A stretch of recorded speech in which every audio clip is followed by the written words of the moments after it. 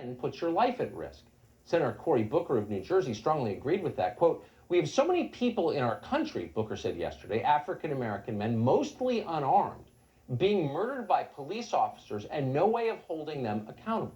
So many people murdered by police officers, unarmed, says Cory Booker. Unarmed, says Cory Booker. You're hearing a lot of people in authority tell you that every day, every hour. One group of pro athletes just announced that, quote, "It seems like every week a new tragedy unfolds before our very eyes where people are being killed by police violence.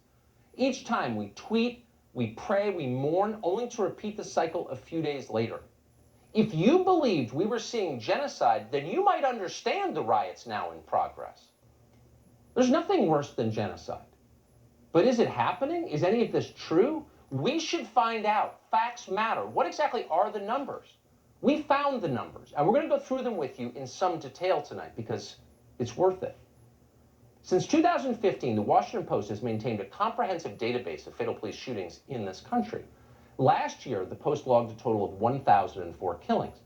Of the 802 shootings in which the race of the police officer and the suspect was noted, 371 of those killed were white, 236 were black. The vast majority of those killed were not, in fact, unarmed. The vast majority were armed, and African-American suspects were significantly more likely to have a deadly weapon than white suspects. Yet more white suspects were killed. Overall, there were a total of precisely 10 cases in the United States last year, according to the Washington Post, in which unarmed African-Americans were fatally shot by the police. There were 9 men and 1 woman. Now, as we said, a lot is at stake. The country is at stake in the specifics.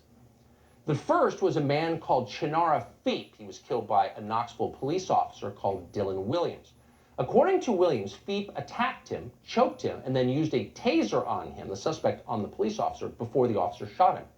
5 eyewitnesses corroborated the officer's claim, and the officer was not charged. This concerns a man called Marcus McVeigh. He was, by any description, a career criminal from San Angelo, Texas. He'd been convicted of aggravated assault, assault on a public servant, and organized criminal activity.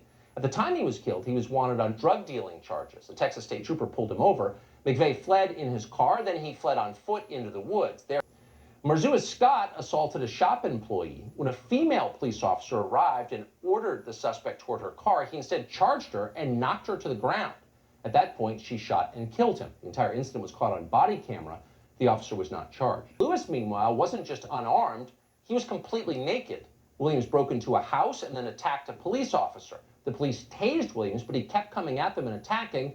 The officer shot him. They were not charged. Atiana Jefferson was shot by a Fort Worth deputy called Aaron Dean. A neighbor had called a non-emergency number after seeing Johnson's door open, thinking something might be wrong. Police arrived. Johnson saw them approach from a window and was holding a gun at the time. According to body camera footage, the officer shot Johnson within seconds. Jefferson, that officer, has been charged with homicide. Deputy Glenn Sims said his gun discharged accidentally while grappling with Whitfields. Sims, who is black himself, was not charged in that killing. Kevin Mason was shot by